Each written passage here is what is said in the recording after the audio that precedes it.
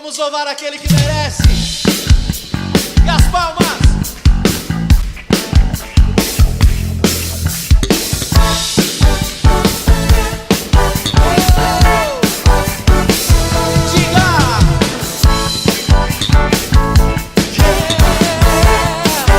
Levante as suas mãos e ministra.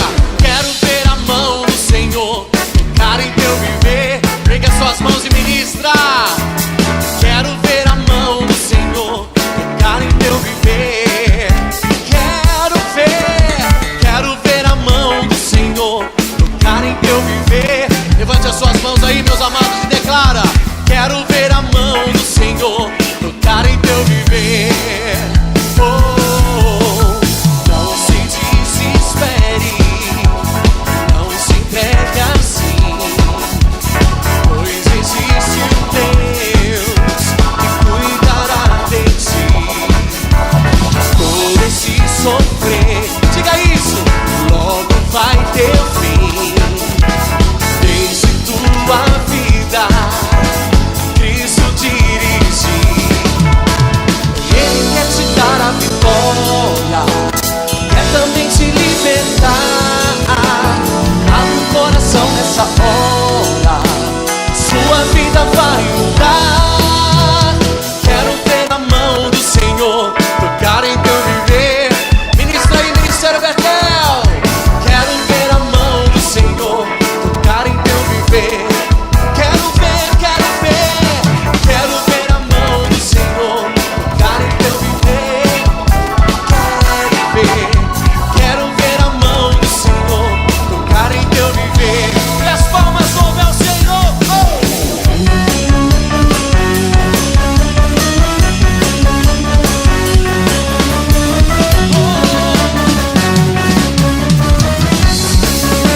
Diga comigo, igreja. Não se desespere, não se entregue assim. Por quê? Pois existe um Deus que cuidará de ti.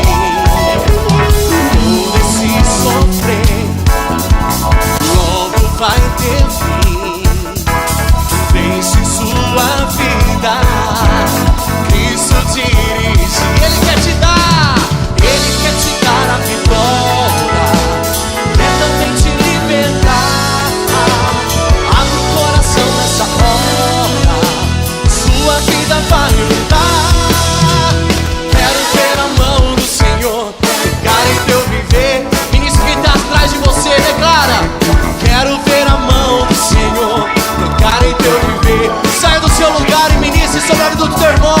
Quero ver a mão do Senhor tocar em teu viver.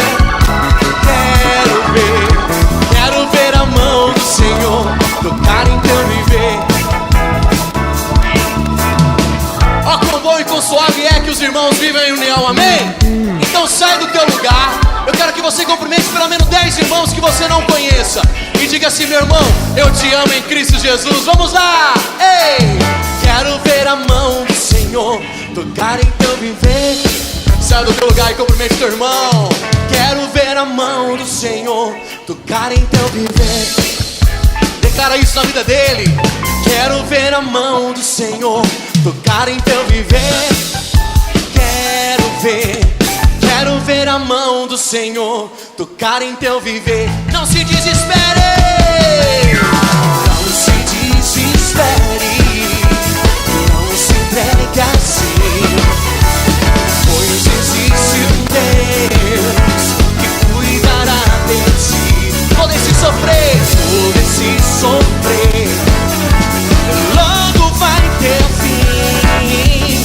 Deixe tua vida Cristo dirigir. Ele quer te dar a vitória,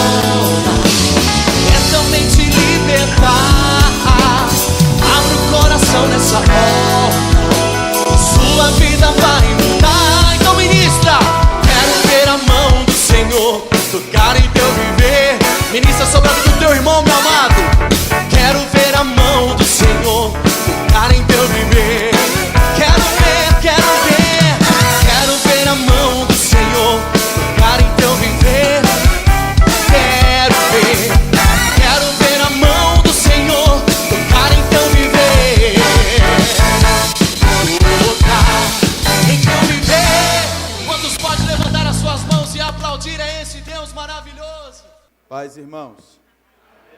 Glória a Deus. É um prazer muito grande estar aqui com os irmãos. Eu quero render graças ao nome do Senhor Jesus por esta oportunidade singular que Deus nos concede pela essa manhã poder ministrar a sua palavra à noiva do Cordeiro. Amém? Quero louvar a Deus pela vida do pastor Gentil. Deus continue lhe abençoando, o Senhor, a sua casa, a sua família. Deus abençoe rique e poderosamente. É uma honra conhecê-lo. Eu já tive aqui já para conhecê-lo, pastor Gentil, sem períodos de culto mesmo, só para conhecer. Mas não foi possível, já preguei aqui 2 quinta-feiras, também não foi possível conhecê-lo, mas é uma honra. E ontem estive na casa do pastor Edmar, lá do Bueno, falou muito bem do senhor. Eu falei, amanhã eu estou pregando lá no pastor Gentil. Ele manda um abraço para ele lá. Glória a Deus. Deus abençoe o senhor no nome do Senhor Jesus. Cadê o Adriano? Está por aí? Já chegou? O Adriano, filho da... Isso, ele foi buscar a esposa, ainda não chegou. O Adriano foi o canal de Deus para que eu pudesse estar aqui essa manhã para pregar para os irmãos. Amém? Trago um abraço da minha família que está no estado do Rio de Janeiro para essa igreja abençoada. Por gentileza, abra a sua Bíblia comigo, livro de Marcos, capítulo 6, para a nossa meditação esta manhã. E vamos pensar um pouco no que Deus tem para nos mostrar através da sua palavra essa manhã. Capítulo 6 de Marcos, versículo 30. Em diante. Os irmãos localizaram o texto? Diz assim a palavra do Senhor. Os apóstolos reuniram-se a Jesus e lhe relataram tudo o que tinha feito e ensinado. Havia muita gente indo e vindo, ao ponto de eles não terem tempo para comer. Jesus lhe disse: venha comigo para um lugar deserto e descansem um pouco. Então eles se afastaram num barco para um lugar deserto. Mas muitos dos que os viram retiraram-se, tendo-o recolhido, e correram a pé de todas as cidades e chegaram lá antes deles. Quando Jesus saiu do barco, viu uma grande multidão. Teve compaixão deles, porque eram como ovelhas sem pastor. Então começou a ensinar-lhes muitas coisas. Já era tarde e por isso os seus discípulos aproximaram-se dele e disseram: este é um lugar deserto e já é tarde. Manda embora o povo para que possa ir aos campos e povoados vizinhos comprar algo para comer. Ele, porém, respondeu: dê-lhes vocês algo para comer. E eles lhe disseram: isto exigirá 200 denários. Devemos gastar tanto dinheiro em pão e dar-lhe de comer? Perguntou ele: quantos pães vocês têm? Verifiquem. Quando ficaram sabendo, disseram: 5 pães e 2 peixes. Então Jesus ordenou que fizesse todo o povo assentar-se em grupos na grama verde.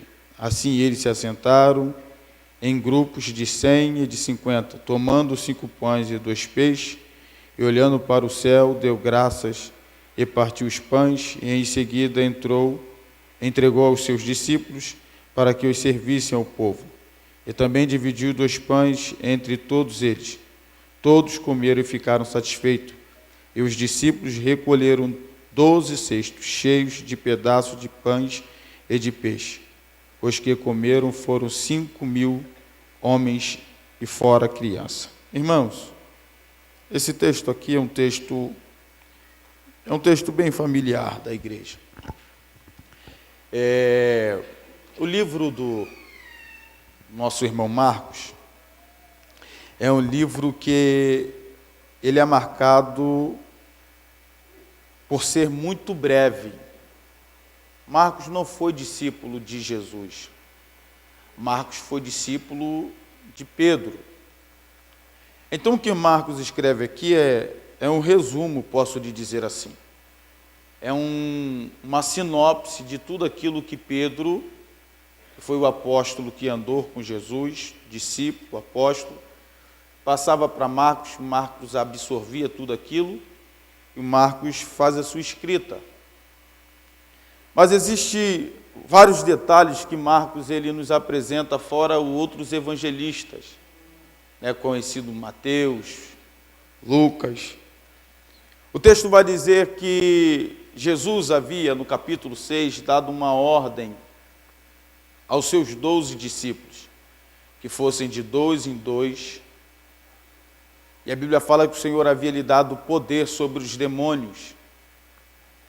O texto vai dizer que o Senhor disse para que eles não fossem, não levassem comida, não levassem bebida, não levassem dinheiro, só levassem o bordão, porque o Senhor lhe responsabilizaria de lhe dar tudo o que eles necessitavam no meio da caminhada. O texto vai dizer que eles vão fazer a missão do Senhor Jesus, cumprir o ide do Senhor Jesus. E no capítulo 6, versículo 30, os discípulos já estão retornando da sua missão a que Jesus havia lhe dado. Mas o que me chama a atenção é que eles retornam de tudo aquilo que o Senhor havia lhe mandado fazer, de sua missão, de sua prédica, do seu evangelismo. E quando eles retornam, eles vêm dando satisfação a Jesus. O que me chama a atenção é que eles faziam parte dos 12, eles faziam parte da comissão de Jesus, e no capítulo 6, versículo 30, eles voltam trazendo um relatório de tudo o que havia feito e de tudo o que havia ensinado. O texto vai ser bem enfático e preciso, dizendo que de tudo que eles haviam feito e de tudo aquilo que eles haviam ensinado, eles estavam dando a Jesus satisfação. Eles estavam dando um relatório a Jesus. A primeira coisa que nós, como ministro da casa do Senhor, nós que fazemos parte da comissão de Jesus, nós que estamos sobre nossos ombros uma responsabilidade de cumprirmos o ide de Jesus, temos que ter a consciência de que tudo o que fizermos aqui, tudo o que ensinarmos aqui, uma hora nós vamos ter que lhe dar satisfação a Jesus. Tem pessoas que estão fazendo o que não devem.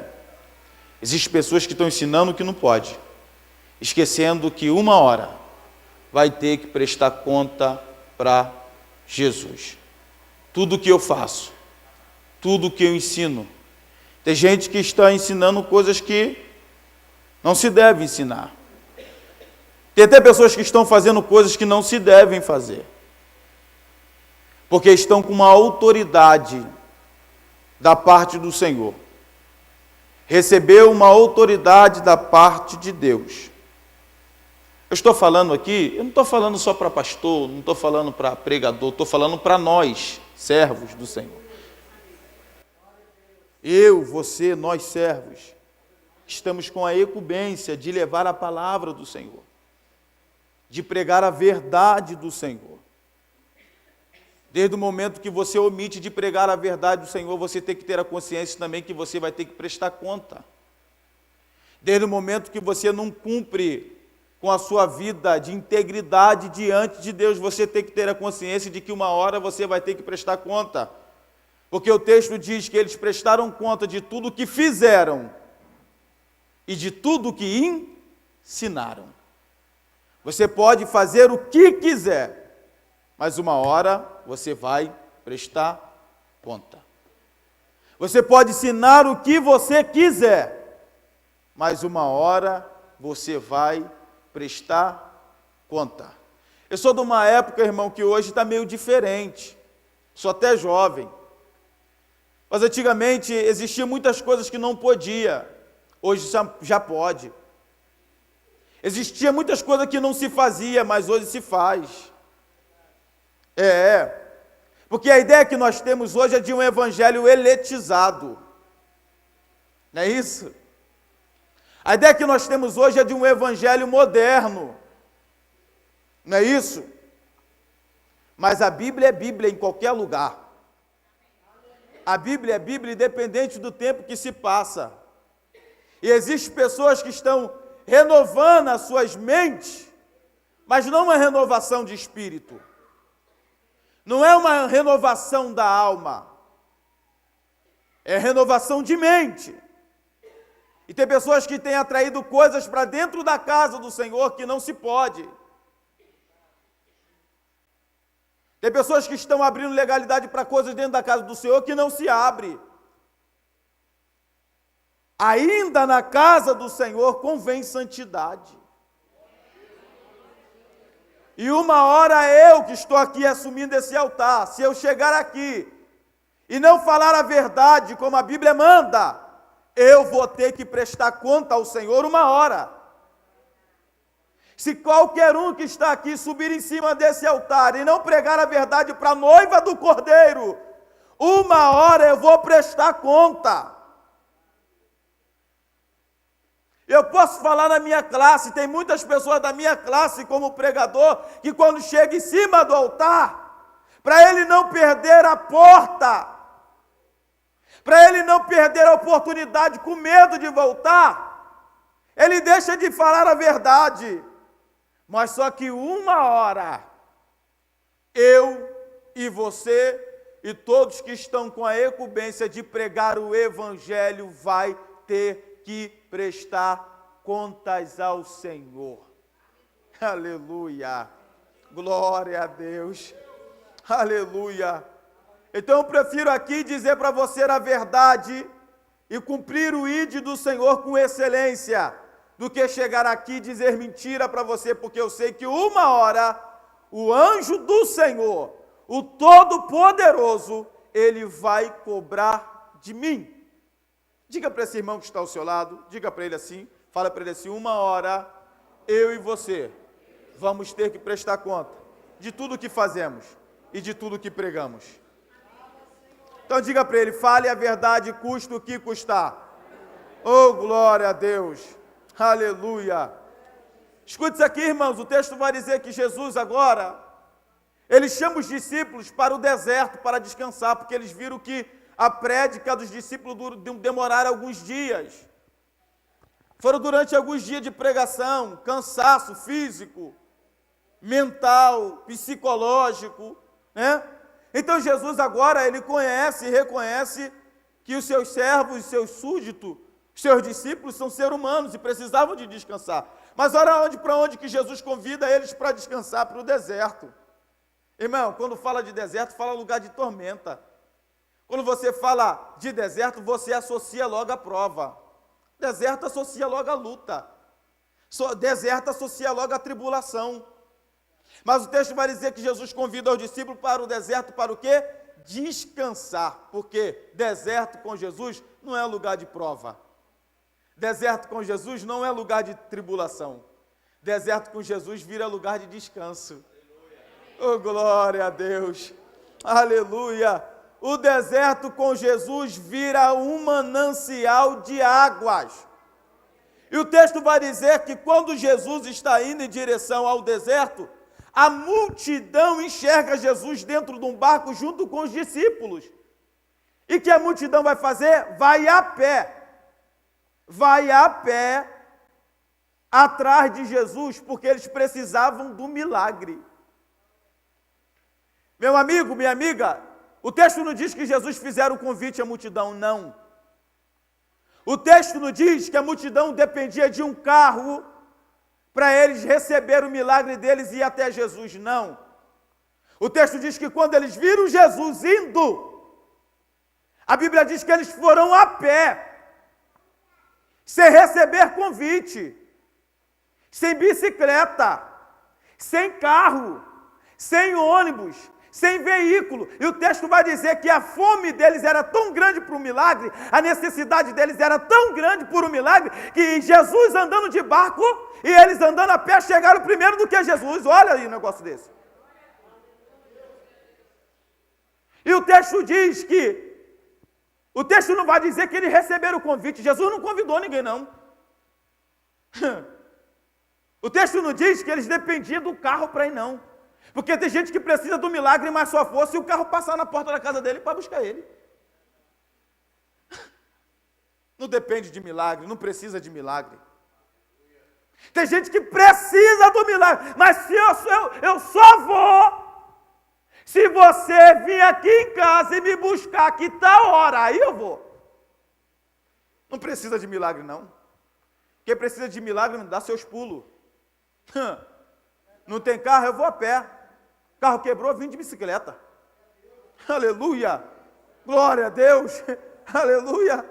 Quem precisa do milagre, meu irmão, é independente de ter carro ou não, de ônibus ou não, de fulano passar na tua casa ou não. Eu preciso do milagre. E o texto vai dizer que eles não receberam o convite, não.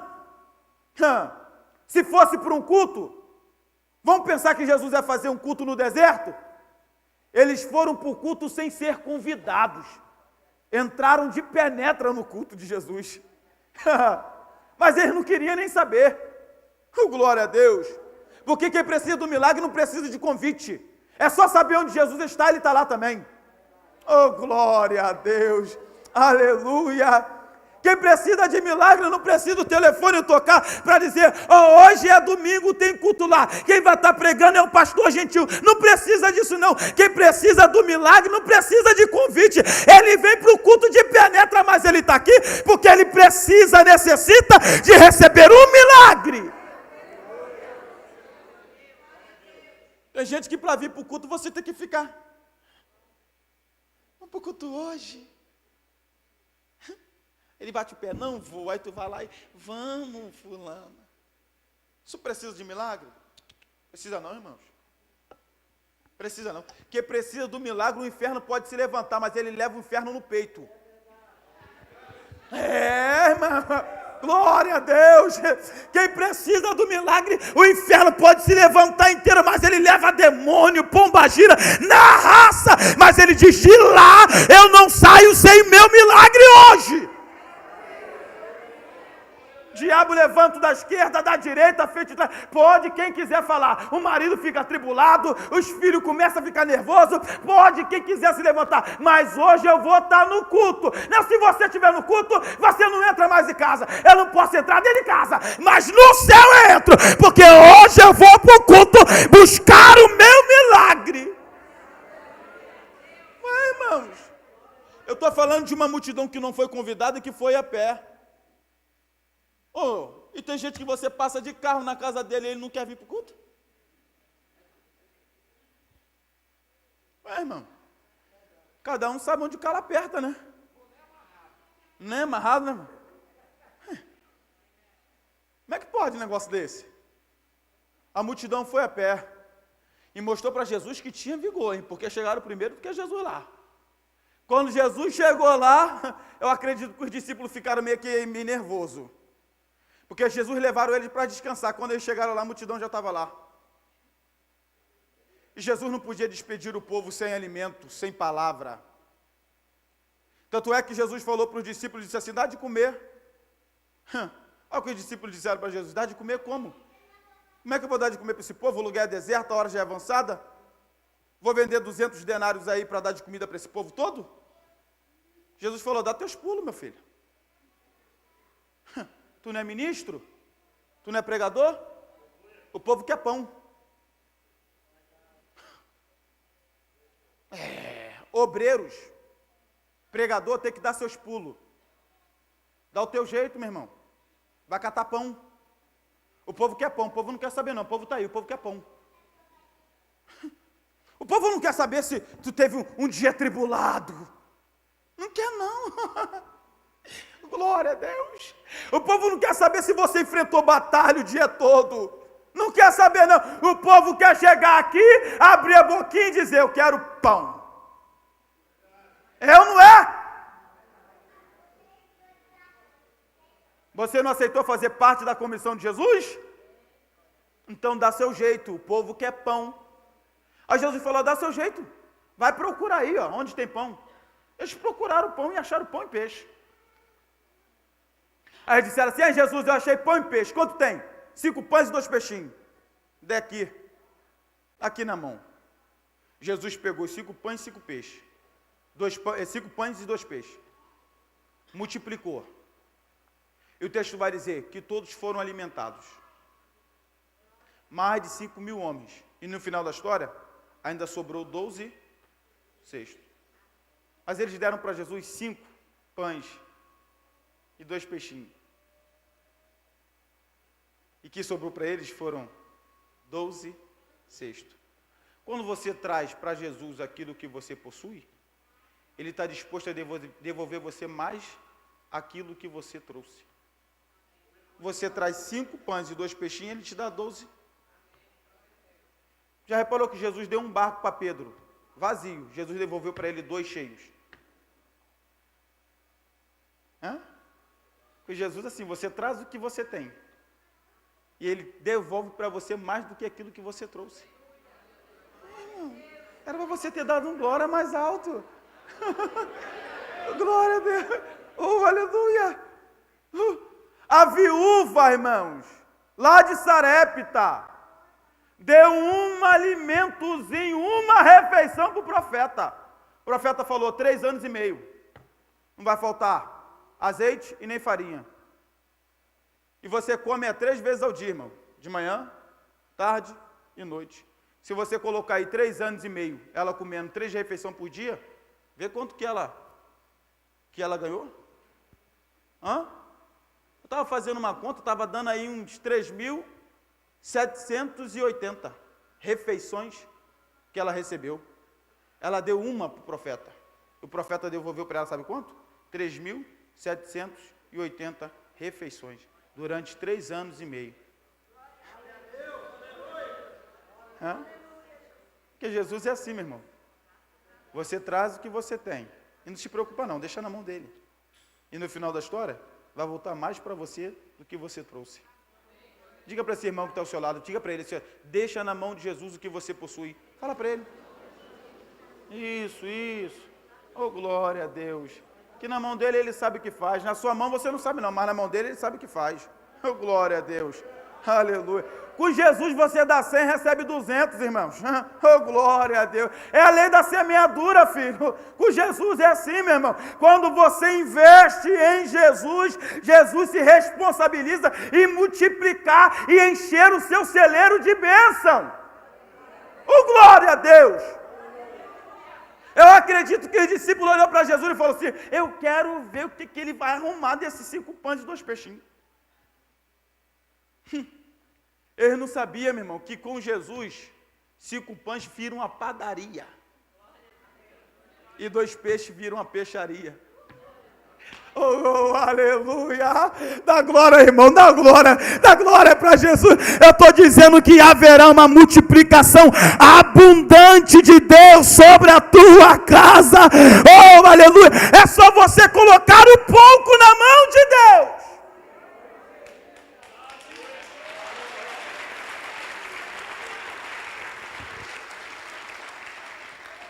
Talvez quantas vezes você pegou um pouquinho e falou assim, eu vou deixar na mão de Deus, eu quero ver o que ele vai arrumar com isso aí. Eu quero ver o que ele vai arrumar com esse negócio aí. Do nada, de repente, a coisa... Fala, rapaz, como pode? É porque na sua mão vai ser só 5 pães e 2 peixinhos mesmo. Vai ficar naquilo ali. Mas na mão de Deus, irmãos, Ele faz você virar um empresário. A Bíblia vai dizer que Jesus obriga os discípulos a passar por outro lado.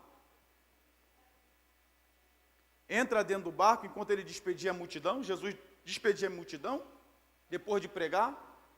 A Bíblia vai dizer que ele obriga os discípulos a atravessar para o outro lado do mar. E Jesus vai fazer o seguinte, não vai com os discípulos dentro do barco. Enquanto os discípulos estão indo no mar, a Bíblia vai dizer que Jesus vai para o monte orar. Eu aprendo com Jesus, irmão, que não tem como pregar sem orar. Não tem como fazer milagres sem orar. Não tem. Jesus acabou de fazer milagres ali. E ele foi orar, porque ele também tinha consciência de que ele precisava de orar. Não tem como cantar sem orar. Não tem como dirigir culto sem orar. A vida do crente tem que estar baseada em oração. Já disse um pensador que a oração é o respiro da alma. A oração é o respiro da alma. Que essa alma nunca pare de respirar, meu filho. Jesus vai orar. E os discípulos? Só que enquanto eles estão indo no meio do mar, o texto vai dizer que Jesus estava lá observando os discípulos no meio do mar. E chegou um dado momento que o vento soprava ao contrário, meu pastor gentil. Soprava com muita força ao contrário. E Jesus estava observando o discípulo, porque o discípulo estava passando por um período de observação. E o texto vai dizer que o vento soprava ao contrário o barco e eles continuavam a remar. O texto vai dizer que o vento soprava ao contrário e eles continuavam a remar. Em nenhum momento do texto diz que eles pararam de remar porque o vento soprava ao contrário. O vento soprava contra, mas eles continuavam a... Jesus estava querendo saber, naquele período de observação, se os discípulos iriam parar de remar enquanto o vento soprava ao contrário. Jesus está te observando, meu irmão. Jesus está de olho em você e está te observando e está vendo se você vai parar de pregar enquanto esse vento sopra ao contrário. Ele está querendo ver se você vai parar de vir para o culto enquanto esse vento sopra ao contrário. Porque vir para o culto enquanto o vento sopra ao favor é fácil. Vir para cá adorar enquanto o vento sopra a favor é fácil. Vir para cá dar glória enquanto o vento sopra a favor é mole demais. Agora eu quero ver você vindo aqui, o vento soprando, balançando a tua casa, mexendo com a sua estrutura. Eu quero ver você vir aqui remar enquanto o vento está disposto a virar o teu barco. Aí Jesus está te olhando. Jesus está vendo. Eu quero ver se ele vai parar de remar agora, enquanto o vento sopra contra o barco deles. Eu quero ver se ele vai parar de remar agora, enquanto o vento sopra contra o ministério deles. Oh, glória a Deus! Aleluia! Eu quero ver se ele vai desistir agora, enquanto o vento impede ele de chegar no objetivo dele. Eu quero ver agora. Mas o texto vai dizer que eles não paravam de remar. A igreja, irmão, aprenda isso, é o único povo que tem forças para remar contra o vento contrário. Pega na mão desse irmão que está ao seu lado, diga para ele, o vento vai soprar ao contrário, mas Jesus está te observando. E ele manda te dizer, não pare de remar. Glória a Deus. Segura firme, meu filho, nesse remo, hein? Oh, glória a Deus. O barco vai ameaçar balançar, vai ameaçar virar, as ondas vão se levantar, mas Jesus está dizendo, segura firme, não pare de remar. Outra coisa, sabe por que Jesus deixou eles irem sozinhos? Sabe por quê? Porque o texto vai dizer que eles estavam remando a noite toda e não saía do lugar. Porque com Jesus você rema, rema, mais rema, e não sai do lugar. Sabe o que Jesus estava querendo ensinar para os discípulos? Sem mim, vocês rema, e não sai do lugar. Glória, aleluia. Sabe o que o Senhor quer nos ensinar nessa manhã? Sem mim, você rema, e não sai do lugar. Glória a Deus. O texto vai dizer que Jesus vem andando sobre as águas. Mas antes de Jesus andar sobre as águas, Jesus estava o quê? Orando. E aprenda uma coisa aqui, a oração nos deixa leve o suficiente para andar por cima do mar bravio. Você não entendeu? Deixa eu te explicar. Você já reparou que quando a tua cabeça está lotada, está cheia, o que você vai fazer? Vai orar. Quando você levanta o joelho, como é que você está? Porque a oração te deixa leve. Aquela oração fez Jesus ficar leve o suficiente para ele andar por cima das águas. E Jesus vem andando. Quando os discípulos viram, o texto vai dizer que eles se atemorizaram. Tiveram medo, tiveram temor. Aí a Bíblia vai dizer que Jesus disse assim, não temas, sou eu. E o texto vai dizer que Jesus entra para dentro do barco. A Bíblia não diz que Jesus repreendeu aquele vento, não diz. A Bíblia diz que Jesus entra dentro do barco, e quando Jesus entrou dentro do barco, o vento o quê? Cessou. Sabe o que? o vento respeita a autoridade que está dentro do barco. Hã? Entendeu? O vento respeita a autoridade que está dentro do barco. E posso dizer mais? O texto vai dizer que eles sentiram temor. Ficaram atemorizados, com medo. Quando Jesus disse para eles, não temas, a Bíblia vai dizer que eles se maravilharam. Porque aquilo que era temor para eles, Jesus transformou em maravilhas. Só Jesus tem poder para transformar os nossos medos em maravilhas. Oh, glória a Deus. Aleluia. Tem gente que tem medo de a porta se fechar, se preocupa não, essa porta vai se tornar maravilha, oh glória. Tem gente que tem medo do casamento acabar, não te preocupa não, Deus vai transformar aquilo que você tem medo em maravilha, oh glória a Deus. Tem gente que tem medo de sair do cargo, não tenha medo não, Deus vai transformar esse temor em maravilha. Só Jesus tem poder de transformar os nossos temores em maravilha. Ao contrário de Jó, aquilo que ele mais tinha medo aconteceu. Mas no seu caso não, o que você mais tem medo vai virar maravilha. Oh, aleluia, glória a Deus. Esta manhã é manhã de maravilha. Oh, glória a Deus. Pega na mão desse irmão que está do seu lado, diga para ele, não tenha medo não, diga. Ele não tenha medo não, Jesus vai transformar os seus temores em maravilha, diga. Oh, glória a Deus. Jesus vai transformar o impossível em maravilha. Oh, glória a Deus. Não tenha medo da enfermidade não, sabe por quê? Esta manhã Jesus vai transformar essa enfermidade em maravilha, porque ele manda lhe dizer, eu sou o Senhor que te saro. Oh, glória a Deus, não tenha medo, porque esta causa não vai ficar na mão do juiz à toa, não. Deus manda lhe dizer, eu vou te dar vitória e vou transformar esse medo em maravilha. Glória a Deus, aleluia. Só Jesus tem poder de transformar aquilo que você tem medo em maravilha. Glória a Deus. E o texto vai dizer que logo eles chegaram do outro lado. Sem Jesus eles demoraram muito. Mas com Jesus o texto vai dizer que logo. Sem Jesus, irmão, você demora muito a alcançar os objetivos. Mas com Jesus, logo. Aleluia.